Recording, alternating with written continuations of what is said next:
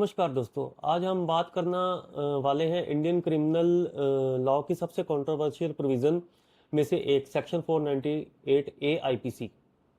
एक तरफ लोग कहते हैं कि ये हजारों महिलाओं को डॉरी हरासमेंट और क्रूरल्टी से बचाने के लिए बनाया गया है। दूसरी तरफ अब इसका मिसयूज़ इतना ज़्यादा हो चुका है कि पूरी फैमिली को ही क्रिमिनल केसेस में घसीट लिया जाता है। तो सवाल यह है कि क्या सेक्शन 498 ए महिलाओं के लिए एक कवच है या फिर ये एक लीगल वेपन बन गया है। और इस डिबेट पर सुप्रीम कोर्ट की अलग अलग जजमेंट्स हैं। तो पहले देखते हैं कि सेक्शन 498 ए आईपीसी है क्या। 1983 में पार्लियामेंट ने सेक्शन 498 इंट्रोड्यूस किया गया। इसके प्रोविजन के मुताबिक अगर हस्बैंड के या उसके रिलेटिव्स किसी मैरिड वुमन के साथ क्रुएल्टी करते हैं, फिजिकल मेंटल हरासमेंट करते हैं या फिर डॉरी के लिए उसको टॉर्चर करते हैं, तो ये उनके खिलाफ क्रिमिनल केस रजिस्टर्ड हो सकता है। फैमिली के खिलाफ भी क्रिमिनल केस रजिस्टर हो सकता है हस्बैंड की। यह ऑफेंस कॉग्निजेबल और नॉन बेलेबल है और मतलब पुलिस एफआईआर रजिस्टर्ड कर सकती है और अरेस्ट भी कर सकती है। लेकिन इस पावर से ही जो है कंट्रोवर्सीज क्रिएट होनी शुरू हो गई। 498 ए जो इंट्रोड्यूस किया गया था उसका एक रीज़न था कि स्टेट का इंटरवेंशन हो सके जल्दी से जल्दी और क्रुएल्टी से अपना वुमेन को बचाया जा सके, मैरिड वुमेन को बचाया जा सके। लेकिन धीरे धीरे जब मैट्रिमोनियल इश्यूज बहुत ज़्यादा बढ़ने लग गए तो उसका मिसयूज़ भी बहुत ज़्यादा होने लग गया। तो अब हम जजमेंट्स में ये देखेंगे कि सुप्रीम कोर्ट क्या कहता है। क्या सुप्रीम कोर्ट इसको पूरी तरह ख़त्म करने के लिए इंक्लाइंड है या नहीं। तो पहली जजमेंट है Sushil Kumar Sharma versus Union of India 2005 की।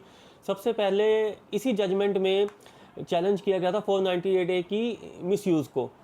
और सुप्रीम कोर्ट ने कहा था कि मेयर मिसयूज़ की पॉसिबिलिटी किसी लॉ को अनकॉन्स्टिट्यूशनल नहीं बना देती। कोर्ट ने एक बहुत ही फेमस ऑब्जर्वेशन भी दिया था इसमें कि प्रोविज़न में भी use as a shield but sometime it is use as a assassin's weapon, यानी कि प्रोटेक्शन के लिए बना लेकिन कभी कभी ये हथियार की तरह भी यूज़ हो सकता है। लेकिन कोर्ट ने लॉ को स्ट्राइक डाउन करने से मना कर दिया और यह जजमेंट एक बैलेंस अप्रोच की शुरुआत थी। दूसरी जजमेंट है 2010 की Preeti Gupta versus State of Jharkhand. इस केस में सुप्रीम कोर्ट ने नोटिस किया कि मैट्रिमोनियल डिस्प्यूट्स में अक्सर हस्बैंड की पूरी फैमिली को घसीट लिया जाता है। कोर्ट ने कहा कि आजकल एग्जैजरेटेड वर्जन्स और ओवर इम्प्लीकेशन का ट्रेंड बढ़ रहा है। सुप्रीम कोर्ट ने लॉ मेकर्स को सजेस्ट किया कि मिसयूज़ को रोकने के लिए सेफगार्ड्स पर विचार किया जाना चाहिए। यह जजमेंट फ्यूचर रिफॉर्म्स की फाउंडेशन बनी। और तीसरा केस है Arnesh Kumar versus State of Bihar. सबसे इम्पोर्टेंट, बहुत इंपॉर्टेंट केस है ये। शायद 498 ए की सबसे इम्पोर्टेंट जजमेंट है। फैक्ट सिंपल थे कि वाइफ ने एफआईआर रजिस्टर्ड करवाई थी और हस्बैंड को अप्रीहेंशन थी कि उसको अरेस्ट किया जा सकता है। तो सुप्रीम कोर्ट ने देखा कि 498 ए में केसेस में ऑटोमेटिक अरेस्ट हो जाते हैं, डायरेक्ट अरेस्ट कर लिया जाता है, पूरी फैमिली को अंदर डाल दिया जाता है। तो कोर्ट ने हिस्टोरिक गाइडलाइंस इशू की। कोर्ट ने कहा कि arrest should not be automatic. Police को पहले सेफ्टी सेटिस्फाई होना चाहिए, पुलिस को पहले सेटिस्फाई होना चाहिए कि अरेस्ट जेन्युइनली नेसेसरी है, अरेस्ट करना ही पड़ेगा उस वुमन की सेफगार्ड के लिए।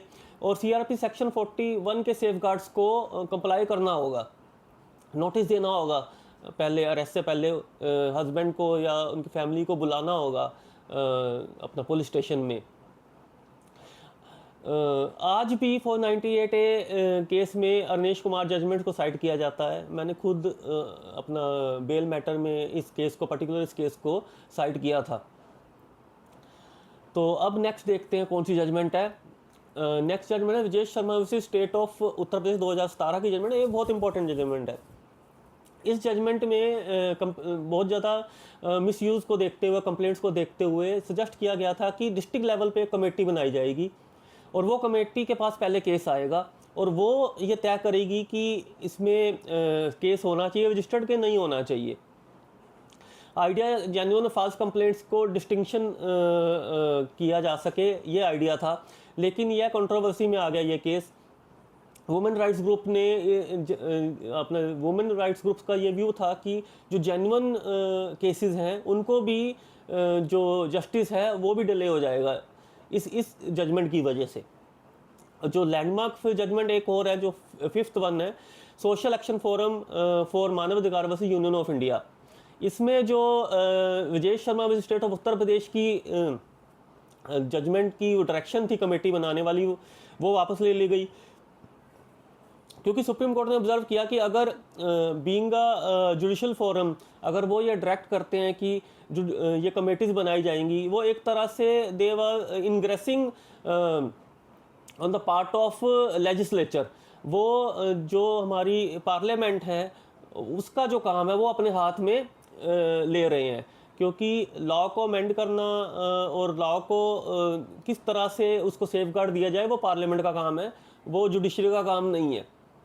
तो अरनेश कुमार की सेफगार्ड्स को रखते हुए जो डायरेक्शंस इसमें दी गई थी विजेश कुमार वसी स्टेट ऑफ उत्तर प्रदेश में, वो सब वापस ले ली गई, लेकिन फिर भी जो अरनेश कुमार में सेफगार्ड्स दिए गए थे उनको इंटैक्ट रखा गया। यानी कि ऑटोमेटिक अरेस्ट नहीं होगा, जेन्युइन विक्टिम को अननेसेसरी हर्डल भी फेस ना करना पड़े। बैलेंसिंग एक्ट सुप्रीम कोर्ट ने किया इसमें। और रिसेंट सुप्रीम कोर्ट का ट्रेंड क्या कहता है 2024-25 या 2026 तक, जो भी अभी रिसेंट जजमेंट्स आई हैं। अब आते हैं, सुप्रीम कोर्ट ने रिपीटली कहा है कि अगर एलिगेशंस वेग हैं, स्पेसिफिक डेट्स नहीं है, स्पेसिफिक इंसिडेंट्स को नरेट नहीं ठीक तरह से किया गया और बस पूरी फैमिली को एफआईआर में नाम डाल दिया गया, तो ऐसे केसेस को क्वैश किए जा सकते हैं। 2025 के घनश्याम सोनी केस में सुप्रीम कोर्ट ने कहा है कि ओमनीबस एलिगेशंस प्रोसिक्यूशन के बेसिस नहीं बन सकती, एफआईआर में स्पेसिफिक डिटेल्स होनी चाहिए। एक और 2025 जजमेंट में कोर्ट ने क्लियर किया है कि क्रिमिनल लॉ को पर्सनल वेंडेटा का हथियार नहीं बनने देना चाहिए। जो ये मैट्रिमोनियल प्रेशर टैक्टिक्स हैं उसके रूप में जो ये 498A यूज़ हो रहा है, उसको कर्ब करना बहुत ज़रूरी है। तो अब आते हैं कि क्या सुप्रीम कोर्ट ने 498A को वीक कर दिया है। यानी कि 2025 में एक केस में 498 की कॉन्स्टिट्यूशनल वैलिडिटी पे सवाल उठाया गया था। कोर्ट ने कहा कि डॉरी हरासमेंट और डोमेस्टिक क्रूअल्टी आज भी ग्राउंड रियलिटी है, और ये रियलिटी है। अगर कुछ केसेस में मिसयूज़ होता है तो इसका मतलब यह नहीं है कि लॉ को ख़त्म कर दिया जाए। जेन्युइन विक्टिम को प्रोटेक्शन मिलनी चाहिए, यह ऑब्जर्वेशन बहुत इंपॉर्टेंट है। कोर्ट ने लॉ को प्रोटेक्ट भी किया और मिसयूज़ के खिलाफ सेफगार्ड्स भी दिए। यानी कि जो अरनेश कुमार की जजमेंट में सेफगार्ड्स दिए थे उनको इंटैक्ट ही रखा, लेकिन सुप्रीम कोर्ट ने इस एक्ट, इस पर्टिकुलर सेक्शन को स्ट्राइक ऑफ करने से मना कर दिया। यानी कि ये सुप्रीम कोर्ट की ऑब्जर्वेशन थी कि समाज से अभी ये कुरीति गई नहीं है, बट अगर इसका मिसयूज़ है तो उसके सेफगार्ड्स भी दिए गए हैं। अब आते हैं ऑफिशियल डाटा पे। There is no authoritative national law commission और NCRB report that conclusively states that कि particular percentage cases are false और ट्रू। तो कोई ऐसा डाटा अभी तक जो मेरी रिसर्च है उसमें नहीं आया कि कोई परसेंटेज दी गई हो। जो 243rd रिपोर्ट है इन सेक्शन 498A 2012 की लॉ कमीशन ने ये एक्नॉलेज किया कि कंप्लेंट्स का मिसयूज़ अपना है, but stated misuse alone is not a ground कि इसको डाइल्यूट कर दिया जाए या एबॉलिश कर दिया जाए। It also observed that different percentage of misuse cited by courts were often based on experience rather than rigorous nationwide empirical research। यानी कि कोई empirical research अभी तक इस पे नहीं हुई है कि जो एक पूरे misuse वाले डाटा को कलेक्ट करके ये दिखा सके कि कितनी परसेंटेज मिसयूज़ इसका हो रहा है। अभी हम सिर्फ कोर्ट्स में ये देखते हैं कि या अपने समाज में देखते हैं कि हमें मिसयूज़ नज़र आता है, लेकिन इसका कोई कंक्लूसिव प्रूफ या कोई एविडेंस नहीं है या कोई डाटा नहीं बनाया गया जो ये बता सके कि कितना मिसयूज़ है, कितने परसेंटेज का मिसयूज़ है। ओवरऑल हम कहने में एज ए एडवोकेट्स कह देते हैं कि 90% अबव सब मिसयूज़ ही होता है, लेकिन ये कहने से बात नहीं चलती कि इसके ऊपर अभी कोई ऐसी डाटा गवर्नमेंट की तरफ से नहीं आया। तो फाइनल टेक अवे क्या है, सुप्रीम कोर्ट का स्टैंड है कि जेन्युइन विक्टिम्स को प्रोटेक्शन मिलेगी, फॉल्स इम्प्लीकेशन को टॉलरेट नहीं किया जाएगा, ऑटोमेटिक अरेस्ट नहीं होंगे और हस्बैंड की पूरी फैमिली को इम्प्लीकेट नहीं किया जा सकता स्पेसिफिक एलिगेशन के बिना। और कोर्ट्स हर पर्टिकुलर केस को उसके सर्कमस्टांसिस के हिसाब से देखेगी। इसलिए सेक्शन 498A कंप्लीटली तो अबॉलिश नहीं करने के हक में है सुप्रीम कोर्ट। तो आपका क्या व्यू है, आप क्या सोचते हैं, आपका क्या पॉइंट ऑफ व्यू है कि इसका जो मिसयूज है वो बहुत ज़्यादा है, या फिर जो इसमें जेंडर न्यूट्रलिटी होनी चाहिए? As far as my opinion is concern, मेरे को लगता है कि इसमें जेंडर बेस नहीं होना चाहिए, मेल फीमेल के ये बायस नहीं होना चाहिए, ये दोनों जेंडर्स के लिए होना चाहिए, ये न्यूट्रल लॉ होना चाहिए। क्योंकि as far as my experience concern, जो हस्बैंड्स हैं या उनकी फैमिलीज हैं वो भी बहुत हरासमेंट फेस करते हैं। मतलब परसेंटेज वेरी कर सकती है, अपना वुमेन के केस में ये ज़्यादा हो सकता है, लेकिन वो हस्बैंड के केस में भी है। तो अगर इसको न्यूट्रल कर दिया जाए as per my point of view कि जो भी हरासमेंट करे चाहे वो फीमेल हो या मेल हो, दोनों के लिए जो अपना कॉन्सिक्वेंसेज हैं वो सेम होने चाहिए। आप क्या कहते हैं, आपका क्या पॉइंट ऑफ व्यू है, आप मुझे कमेंट में बताइए।